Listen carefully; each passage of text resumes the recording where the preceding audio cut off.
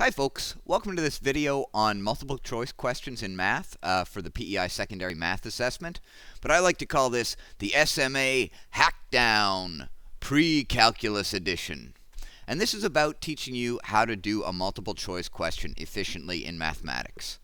This video is not going to make you any better at math, but hopefully it will help you do better on the multiple choice question of the final exam and just make it rain marks for you.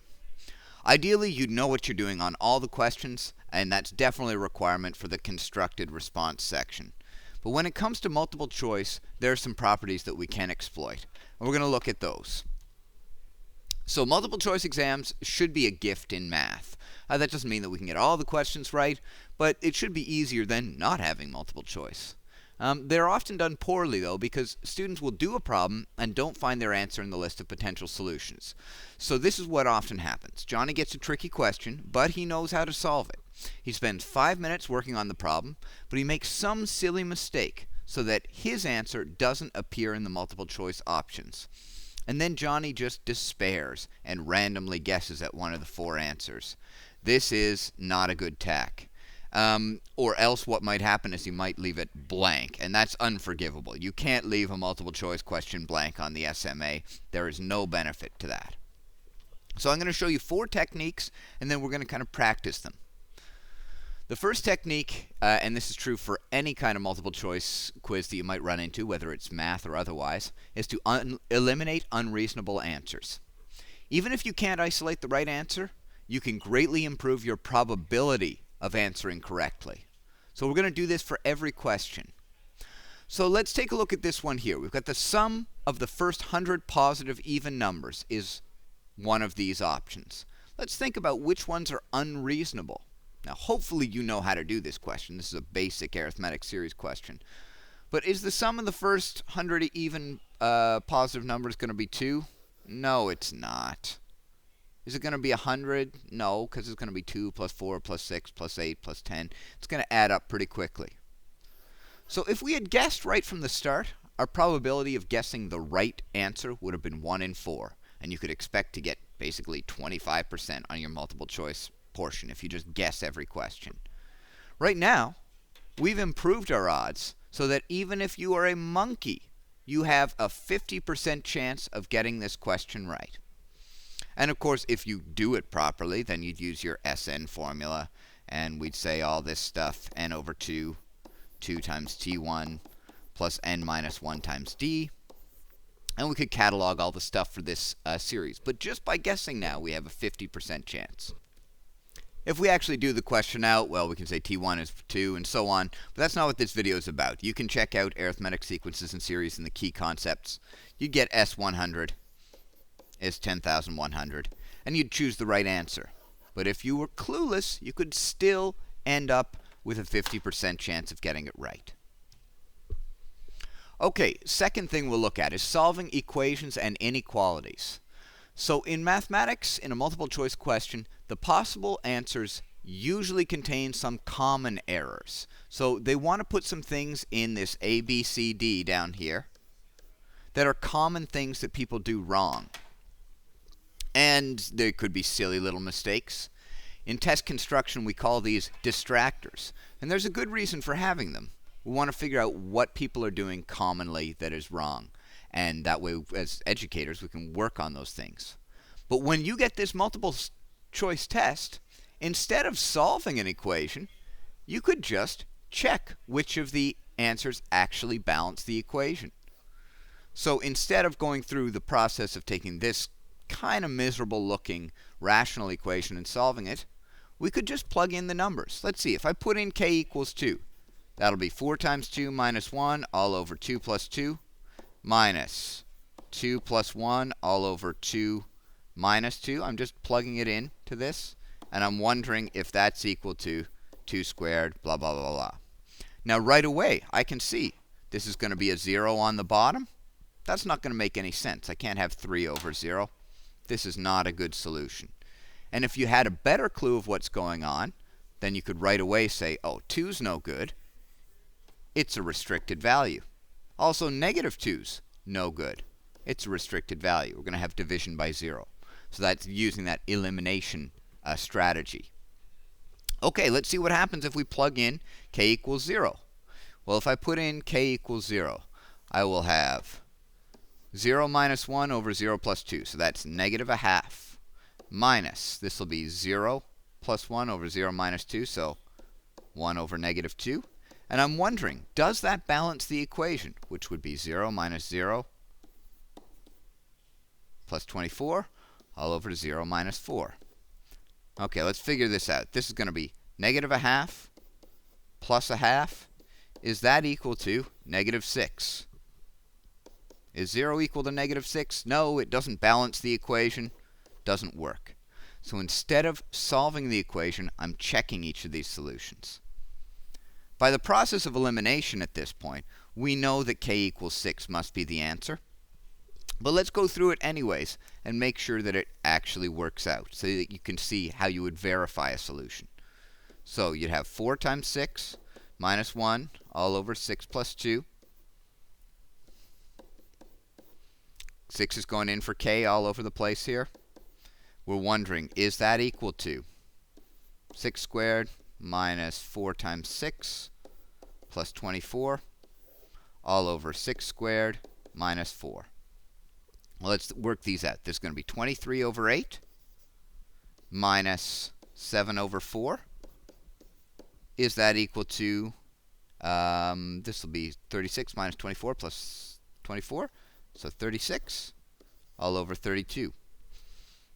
I don't know. Let's check it out. And I'll show you how to do this in your calculator too in just a second. So common denominator. This would be 14 over 8. This is going to reduce down to 9 over 8. Look at that. K equals 6 does balance the equation. It must work. But if you weren't quite sure, you weren't sure of your algebraic technique there or your ability to substitute in, you can just put it into your calculator. So I'd put in on my left side, it would be 4k, which is 6, minus 1 over 6 plus 2. You could use division symbol with brackets here. And I'll just get the rest to pop up on the screen. So there's the left side with 6 plugged in for k. And it tells us 9 over 8, or your calculator might say 1.125. Let's try the right side. There's the right side with 6 plugged in. Let's see if it gives us the same thing. Yes, it does. So k equals 6 must balance this equation. We'll try another couple like these where we're looking for solutions just by subbing in. So the interval negative 1 to 3 inclusive is the solution to one of these equations below. Let's get rid of some possibilities right off the bat. Notice how this has equal signs in it, so it's not going to be this one, and it's not going to be this one. Now let's choose a number that's in this interval. Part of the solution, I guess, is x equals 0. That's one value that works. One value in the solution.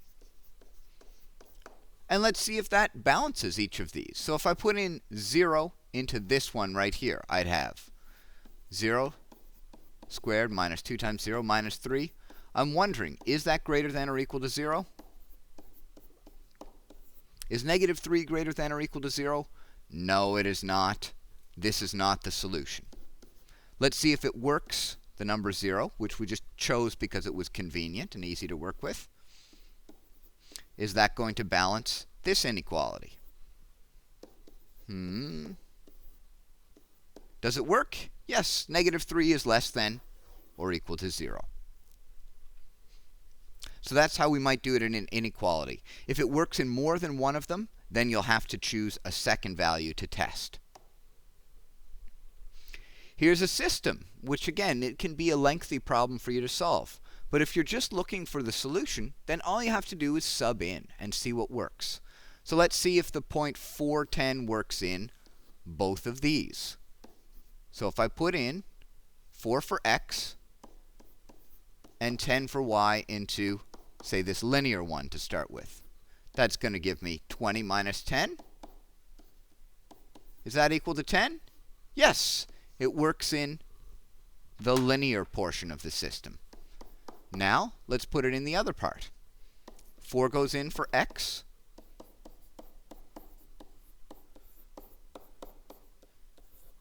Is this a true statement? Well, you get 16 plus 4 is 20 minus 20. Does that equal 0? Yes, it does. So this one works. Now, any answer, therefore, is going to have to contain that 410. So this is out because it doesn't include 410. The last piece of the puzzle is, should we be doing A or D? So let's check out that other point, 515, and see if it balances both equations. So I'll put 5 in for x. Does this work out? And we're putting in 15 for y. 25 minus 15 is 10. Yes. Okay, I have to see if it works in the quadratic as well. So 5 goes in for x.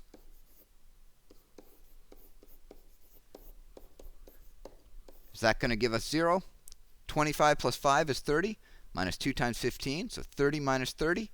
Yes, it works for both of them. So this must be our final answer. It wasn't just 410. It was 410 and 515. But I didn't go through the process of solving that system. You should know how to, and you have to know how to for the constructed response. But for multiple choice, we want to be efficient. Okay, now we can take it one step further. That means even if we have no idea how to solve a question analytically, and this question is never going to come up on your Math 521B assessment. It's beyond the scope of the course. But even though we have no idea how to solve it, let's see what the solution is. So let's check x equals 0. Is that going to balance this equation? Well, let me put it in.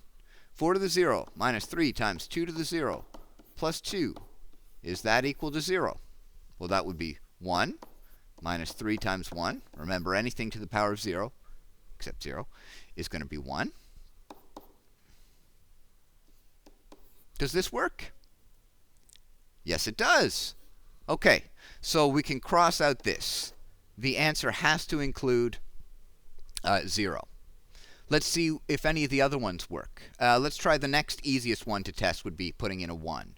So if I go 4 to the 1 minus 3 times 2 to the 1 plus 2, I'm wondering, is that equal to 0? Well, that would be 4 minus 3 times 2 plus 2. Does that work? 4 minus 6 plus 2 is indeed 0. This must be the solution. Okay, even without having any analytical techniques, we're just checking answers. Okay, the next thing we can do is we can figure out how to simplify expressions. And really, we're just testing whether the simplification is good. So the easiest way to do that is to substitute a non-restricted value into both forms. Now, on these questions, if you know what you're doing, it's probably faster just to simplify.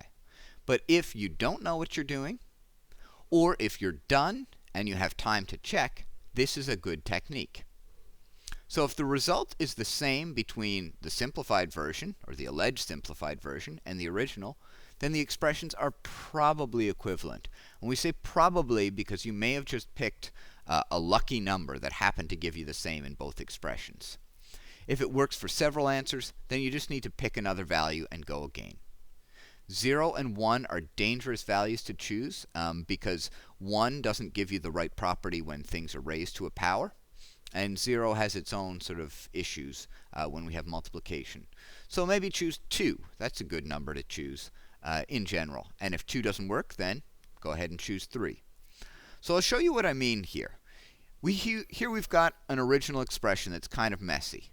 What if I just chose m equals 2 and figured out what value this would give us? So that would be 2 times 2 squared. I'll just have it pop up. There we go. I just subbed in the numbers. Now I'll clean it up. Now we've got this whole thing cleaned up. And I can either do this analytically, so I can multiply and divide them myself, or I could even just send it to the calculator to do. And it tells me that when we're done, we should get negative 3 over 2. Now, if I were so lazy that I didn't even want to do the substitution myself, I could send it all to the calculator and put in a 2 for everywhere there's an m. Okay, let's see what happens. I put in all this stuff. You can see the whole expression is there. Multiplied by 3 minus 2m. So I'm just putting in 2 for m. And what does it give me? Negative 3 over 2. So what this is saying is when m is 2, the expression is negative 3 over 2. Okay, now comes the easy part. You just substitute 2 into all these other expressions and see if they give you negative 3 over 2. So if I put 2 into this one, I'll get 2 plus 3, or 5 over 2. Doesn't work.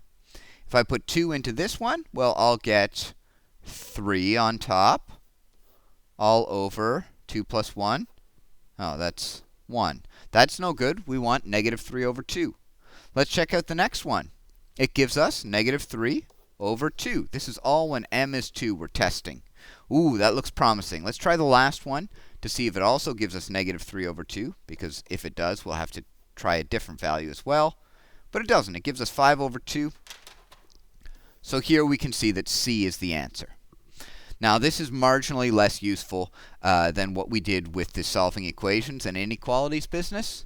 But it is a technique that you can use, and it is a technique that you can use, if nothing else, to check your answers. Sub a number into the original, sub it into the simplified form, and they should give you the same result. Let's try another one. We want to convert this into an entire radical. Hopefully you know how to do this. Hopefully you know that you do cube root of 3ab squared all cubed multiplied by the cube root of 2a squared bc. Okay, that would be a fast way of doing it, and you'll be able to find the right answer. But if you don't have that insight or you're stuck, well, you can just substitute in values. So I'm going to say that I'm going to use an a value of 2, a b value of 3, and a c value of 4. And I'll just see what this expression gives me and what each of the possible solutions give me. I might notice right away that d is not going to be the answer because it has a different kind of root. It's a square root. Okay, so I'll plug this into my calculator and see what I get. So what I've done is I've taken this expression, and everywhere I saw an a, see how it's 3a, I substituted in the number 2 for a. So it looks like 3 times 2 times b squared. Okay, well for me that will be 3 squared. Times the cube root of 2 times a squared. So that's why I put this 2 squared here. Let's keep going over. Times b. So for me, b was 3, and c was 4. And when I run that through in my calculator, I get this kind of ugly number, 247.26.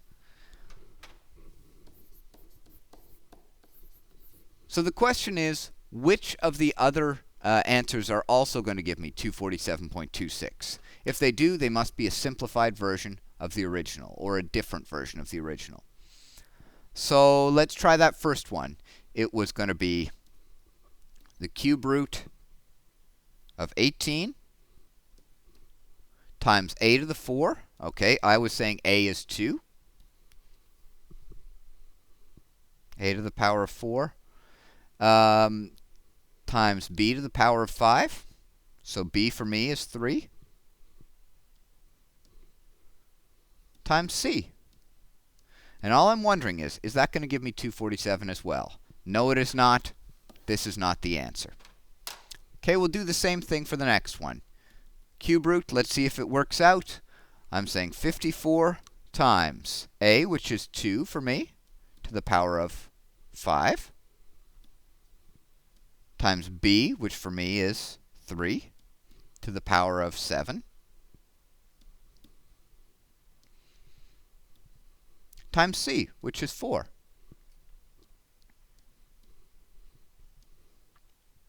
Look at that. Same answer as what we started with. This is probably the answer, but let's just double check that we didn't pick sort of lucky values that happen to give us the same thing. So I'll try the last one. There it is, input in my calculator. Let's see, is it going to give us that 247? No, it gives us a number that's too big. So clearly, this is the answer. Okay, because it gave us the same number from both forms. Now, again, this may not be a whole lot easier than just subbing in values. But we're going to try one here where we have no idea how to simplify. This is stuff that's beyond the course. But we can still see what the simplified version of this 1 minus cos of 10x all squared is. So we'll just choose a value to put in for x. I'm suggesting that 2 is often a good choice, but you could go with anything. So if I do that, then I would have 1 minus the cosine of 10 times 2, so the cosine of 20, all squared. For the secondary math assessment, you want to be in degree mode the whole time. Let's just see what that gives us. 1 minus brackets cos of 20. Careful with my brackets. All squared. Gives me 0.117 roughly.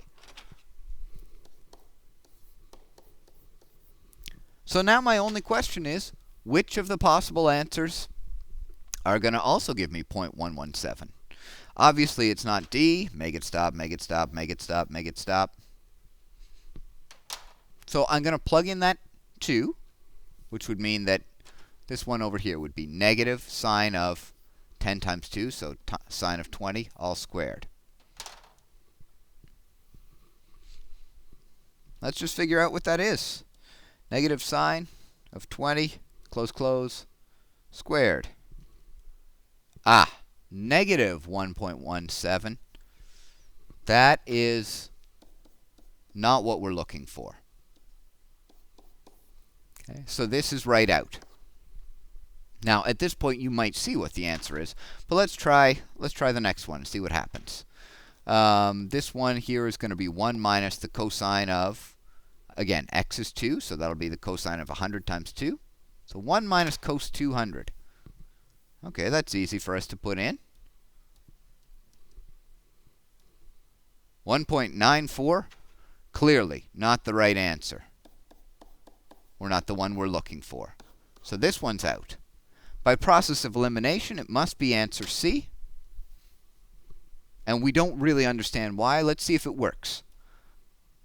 Sine 10 times 2, so sine of 20, close, close, squared. Look at that. It gives us that 0.117 that we had to begin with. This is the answer.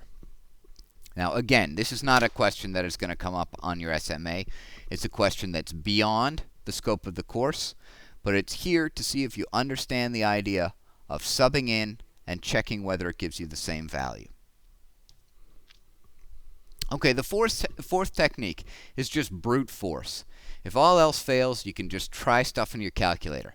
But this is not a very efficient approach, and you shouldn't do this until you've tried all the other questions, you've done everything that you can, and then maybe you'll mess around with something. So let's imagine that you weren't able to find the sum of the first 24 terms of this series. Now, I hope you are able to find this. It's an arithmetic series. It's got a first term of 3, a common difference of 4. If you're not able to do this, then check out the very first key concepts review. Right away, when I add these terms up, I know that this is unreasonable and this is unreasonable. And if I had absolutely no idea how to do this, I would go to my calculator and I would say 3 plus 7 plus 11. There's 3 terms. There's 4 terms. There's 5 terms. And so on. Phew, I just put those all in. I kept careful track that this is my 24th number that I input. Made sure I was going up by 4 every time.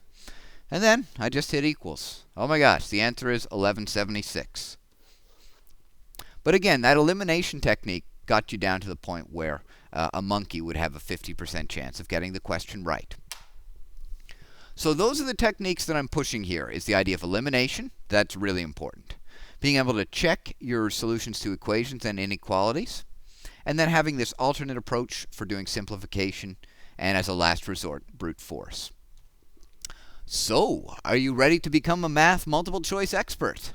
All right, my keen Padawan, I have 2 tasks for you. You can check out the multiple choice questions on the next 6 slides, and the PDF of the notes are in the video description below, and they start at page 7, I think. You just pause the video and do each question, and then you can unpause and see the solutions. But there's very little value in just watching me do the questions. So do them yourselves and then check it out. With the exception of the last question, none of these questions have anything to do with Math 521B, and we don't know any ways to solve them. But what I'm pushing here is, do you know how to use the techniques in this video? We should be able to solve these questions even without having any idea how to deal with, say, a cubic or some of the advanced trig stuff. The second thing that I recommend that you do is the selected response questions from the SMA sampler, and I'll have the link to that pop up right on the screen right now. With even a mediocre understanding of the course material, you should now be able to easily pass that section of the SMA sampler. If not, then that means you need more review of the key concepts. The techniques in this video, they might not be applicable to all the questions, but they should help with many of them. And you should also bear in mind that the selected response question of the SMA, it makes up the majority of the marks, but if you're gunning for something in the 80s or 90s, you definitely have to be able to do well on the constructed response section as well. This video is really about trying to get you every last mark from the selected response. Okay, so press pause, check out those questions that are on the next 6 slides, and then check back in for the solutions. And we're back for the solutions. So here we have 2 to the x minus 3x equals 0. Let's see if this first one works. So I just sub it in. 2 to the power of 0.458 minus 3 times 0.0458. Does that give us 0? It gives us negative 3.63. It says e to the negative 4. That means times 10 to the negative 4. That is very, very small. That is the number 0. Okay, but there's a rounding error because this is all to 3 significant figures. So this one works. That means it's either A or it's D. Let's see if 3.31 works as well. 2 to the power of 3.31 minus 3 times 3.31. That's something that's very close to 0. It works as well. Again, these are approximate solutions because we're solving to 3 sig figs. But those both work. Therefore, even though we have no idea how to solve this, though you'll get a method in Math 611B, we can still figure out that that's the answer. Let's try another one. So we have 2 sine x cos x. For simplification, I recommended that you choose a value for x.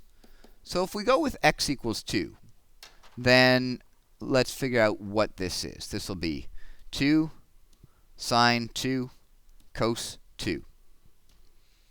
Gives us 0.0698 roughly. Okay, if I try a, that'll be sine of 2 times 2, so sine of 4, times the cosine of 4. Gives us something similar, but not the same, so different. Let's try the next one, which would just be sine of 2 times 2, or sine of 4. Yep, this one works. The next one, oh, we're in trouble here. 2 squared is also 4. So this one appears to work as well. Let's see if cos 2x works. Cos of 4, not even close. So we've got a problem. Both B and C appear to work. Let's just try a different number then. If x is 3, let's see if that works in both of them. So I have to go back to the drawing board here and say, what is 2 sine x cos x if x is 3? So what is the original expression if x is 3? Oh, it's 0.1045. Now let me check answer B, which was just sine of 2 times x. So that would be 2 times 3. Sine of 6, does that work? Hey, that works. Let's try the sine of 3 squared. Does not work. So this is gone. This was gone right from the start. The answer is B, even though we have no analytical way. Yet. Okay, here's another one. We want to figure out what the simplified version of this is. We're ignoring restrictions here, but we have no way to factor this cubic, again, yet. So we just got to test some stuff. I'm going to choose x equals 2.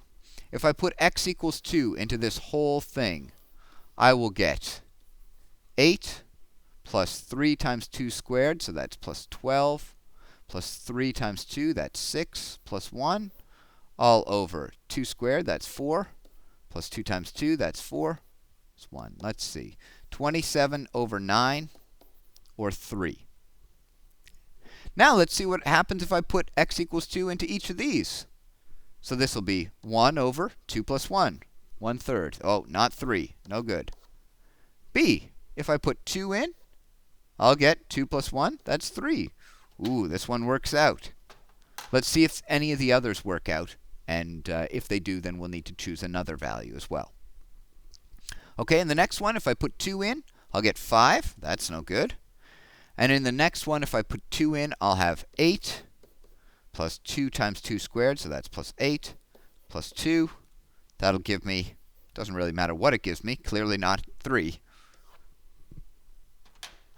So B must be the answer.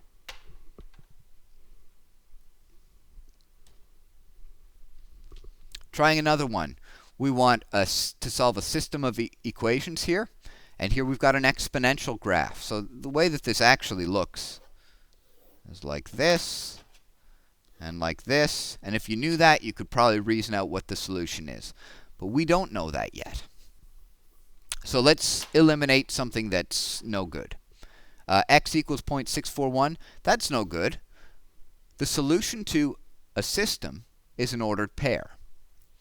Let's try out 0, 0. Is it going to work? So if I put 0 in for y in this, does that equal 2 to the 0? No, 2 to the 0 is 1. This does not work. So that's right out. Let's try the next one. Remember that this is an x value and this is a y value. So if I try this one in the first equation, I will have negative 0.641. Is that equal to 2 to the power of 0.641? I have no idea. Let's go to the calculator. 2 to the power of 0.641 is not negative 0.641. So this does not work, meaning that D has to work. But let's just make sure that it does. So 0.641 would go in for y. Negative 0.641 would go in for x. Let's just check that out. I'm just going to modify what I had in the last one. I'll insert a negative.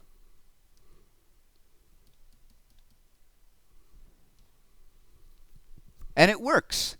And again, this is an approximate solution, so it's correct to 3 significant figures. Yes, works. Great.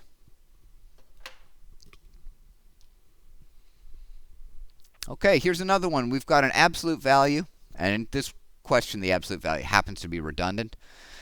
And it's got a cubic, which we have no idea how to deal with. Let's see what we can do. Let's pick the 0. If this were the answer, it would be really convenient. So we'd have zeros all here. Is the absolute value of 8 equal to 0? No, it is not. This is out. Now let's be efficient. All the remaining ones have 1. So there's really no point in testing 1. Most of them have a 4. But only one of them has a negative 2. So if negative 2 works in the original, then it has to be D. Let's start with that. Let's check negative 2.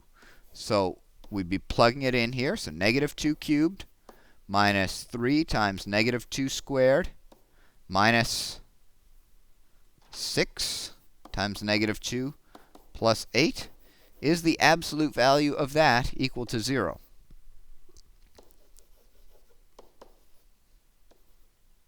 So this will be minus 12 plus 12 plus 8. Ooh, we get absolute value of 0, which of course is 0. This balances it, therefore negative 2 must be part of the solution, and it has to be D. Okay, now we could have checked the other ones. 1 and 4 will work out. You can plug them in. But it's sufficient once we know negative 2 works to say it's D. Okay, this last one actually does have something to do with Math 521B, but you could do it without an analytic technique. So we've got a store that sells 200 tablets per week at a price of $350 each. A market survey shows that for every $10 reduction in price, the store will sell 20 more tablets per week. At what price should the tablets be sold to maximize revenue?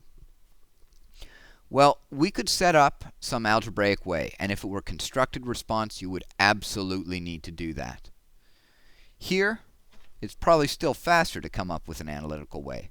But if you're at a loss, here's what we would do. We'd say right now, there are 200 being sold a week at $350. So the revenue is $70,000. I just multiply those two things together. Now what happens? If price goes down to $340, how many are we going to sell? We're going to sell 20 more. So let's see, is revenue going up from doing this? 220 times 340. 74,800. Yes, revenue is going up. Okay, let's see what happens if there's another dip of $10. So price goes down to 330, and now we're selling 240 tablets. How much money is that going to bring in?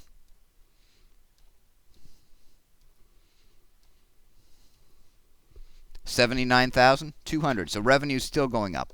And I can just continue on this table. Now again, this video is not about teaching you math techniques. If you want to figure out how to find a max or min, check out some of the chapter 3 and 4 stuff. But here we're just doing it by brute force. So I'll do the rest of this table. So I did the whole table, and it was super tedious. We probably should have started off by looking at what's unreasonable. The tablet's not going to be $12.5, and it's not going to be $100,000. Taking a look at the revenue, I just went down by $10 and added 20 to the number every time. And you can see the revenue is going up as we move down this.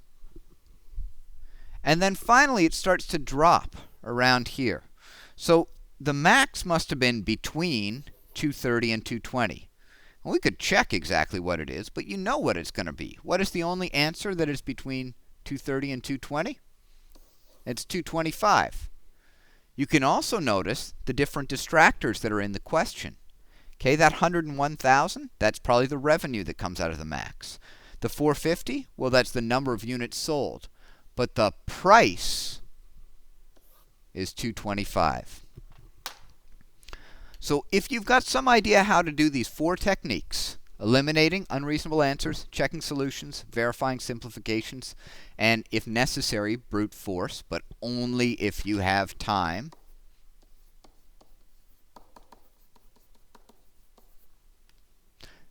then you're probably in pretty good shape for at least the selected response section. Make sure that you do things that you can do easily first, and then come back and do the things that are going to take you more time. Okay, so if you've made it here, you have earned the right to print yourself off a nifty certificate of participation in the SMA HACKDOWN Pre-Calculus edition. Good luck with the SMA, folks. See you later.